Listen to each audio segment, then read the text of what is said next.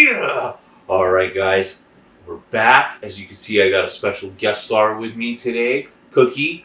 Yep, she's chilling with me while we're going to do this video for you guys. Alright, remember, if you could like, comment, subscribe, and share, I greatly appreciate it. As always, let's hop into it. Alright, so remember, this weekend we had UFC Fight Night that was on ABC. It was Max Holloway versus Calvin Kattar. So remember, I went over 4 fights. So the first fight, that I went over was Joaquin Buckley against Alessio Di Chirico. Now, remember, Buckley had the hype behind him. He had the knockout of the year last year, and everybody was just hoping that this is the next guy in the middleweight division to come up and start being a force. Well, didn't work out that way. So in the first round, they were both standing trading. Di Chirico throws a leg kick, but it was blocked. But he tried it again, and I don't know. I felt like Buckley was just rushing, or just something. He just was getting crazy reckless, and he kind of like ducked down, and Di Chirico hit him with a leg kick. Boom! Knocked him out. That was it. Instant first round knockout. Di Chirico, perfect for him. Because he was on a 3-fight losing streak. He needed that win. He got it. For Buckley, man, the hype train gets derailed for now. He's got to go back into the gym, and he's got to work. He's got to learn to be more patient, because it looks like he's just headhunting, going for those knockouts. He's falling in love with it, and he's been knocked out twice already recently. First by Kevin Holland, and now by Di Chirico. So we'll see what happens there.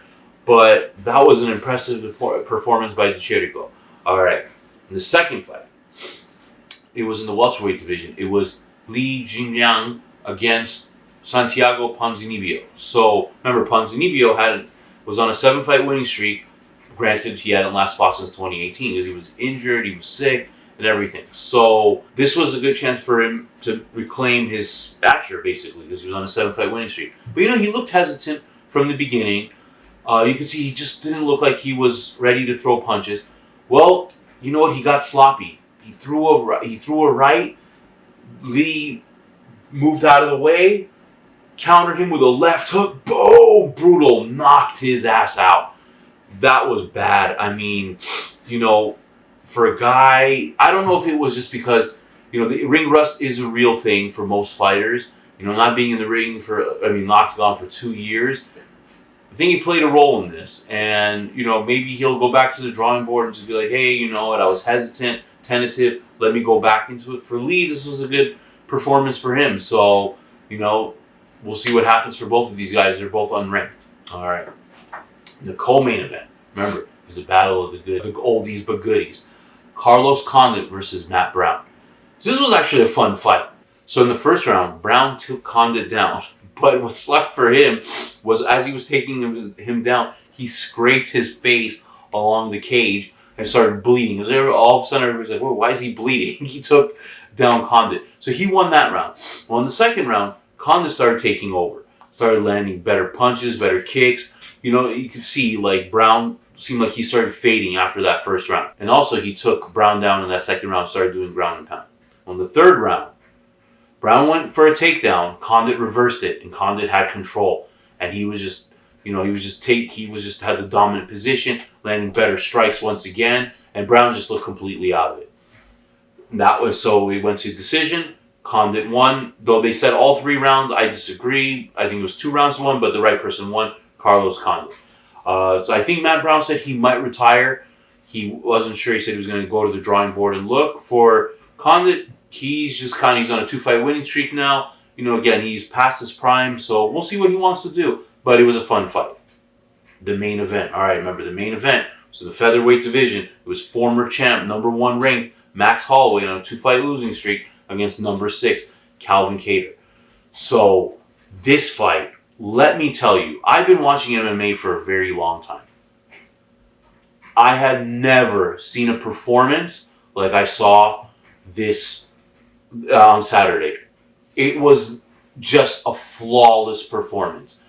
I'll put up the stats for you guys, but basically Max set records for the amount of strikes he landed in this fight. It was like 440, I think. Something like that. It's just an obscene amount. It's just absurd amount of strikes he landed.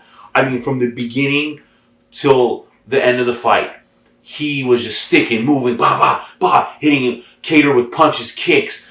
I mean, just everything, anything you could think of, elbows, going to the body. I mean, he rocked Kattar so many times. Kattar is just such a tough guy because I don't know how many featherweights would have been able to deal with the damage that he took and not have been knocked out. I mean, I think in some way, I think the corner and Herb Dean, the referee, were kind of silly to not stop the fight in the fourth round because there was no point in Kattar taking that much damage. Yeah, okay, I know he did hit Holloway with punches, and he does have one punch knockout power, but I mean, he did hit Holloway, but I mean, in a 5-round fight, you're gonna hit Holloway, but Holloway was never in any danger. So I don't know why they let him take all that punishment that he was taking. I mean, his face was just a mess afterwards. I mean, this could have, and I really feel like it will have long-term residual damage to Kattar's career because somebody should not be eating 440 strikes in a fight, okay? But for Holloway, I mean, I'm speechless now to tell you guys. I mean, watching this, I was just in awe of watching what Max had did in this fight. I mean, like I said, he looked great when he fought Ortega and beat up Ortega a couple years ago. This was just on a whole nother level. I just highly recommend you guys watch this fight. I mean, it was one-sided, but just to watch it, just to see how amazing Holloway looked. I think from what I heard, Dana White said he's going to give Holloway the title shot next, which absolutely deserved, especially after a performance like that. All right, guys. So this Wednesday, we have another fight card. It was originally supposed to be Khamzat Chimaev versus Leon Edwards. Chimaev tested positive for COVID, so that fight's going to be taking place in March. Edwards did want an opponent, but Dana said, no, you're fighting Chimaev. So we got a welterweight matchup now between number 8 Michael Chiesa and number 9 Neil Magny. So I'll go over that fight, but there's also a co-main event. I'll go over that one. So that one's going to be in the welterweight division. It's with Warlley Alves against Nir Lazez. Now, Alves lost his last fight to Randy Brown. He's won 3 of his last 5. Lazez is on a 3-fight winning streak, and he won his last fight by decision against Abdul Al-Hassan. Now, I'm going to go with Lazez in this fight. I think he has looked better recently. He's got crisp striking. I don't think Alves will be able to do anything to negate that, so I'm going to pick Lazez for the victory there.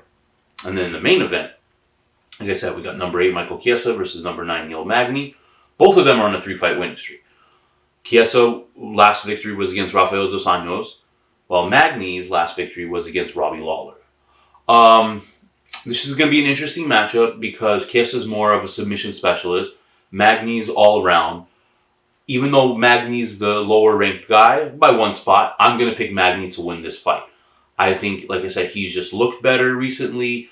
He's always been a tough out, and you know he does have a good submission game as well. So I think he can negate that with Chiesa, and Chiesa doesn't really have power. Magny has pretty good power, so I'm gonna pick Magny for that one. All right, so that will conclude that one, guys. Remember, Ervits assessment. If you could like, comment, subscribe, share, all that good stuff. All right, y'all. Peace.